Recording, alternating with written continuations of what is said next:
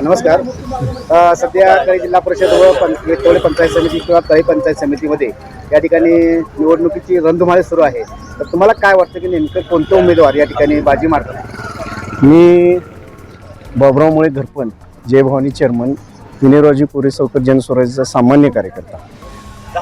गेली 30 वर्षे सावकर साहेबांनी आमच्या गावात विकासाची गंगा गेली. आमच्या गावात देऊळ असू दे, ज्योतिर्लिंग, तालीम असू दे, आत्ताच आमदार नसताना सुद्धा त्यांनी पाण्याची टॉकी दिली.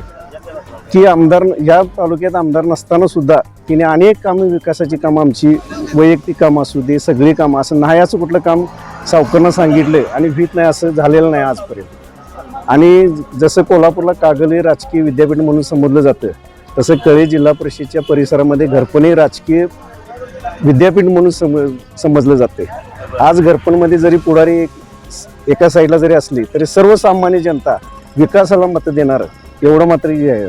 आणि ह्या येणारे आता ज्या सध्या चालू असणाऱ्या जिल्हा परिषद आणि पंचायत समिती उमेदवार जे रणधुमाळी चालू आहे, या दरमुळे जनस्वराज्य दोन्ही उमेदवारांना घरपणमधनं अपेक्षेपेक्षा जास्त लोक सहकार्य करतील एवढी अपेक्षा आहे मला.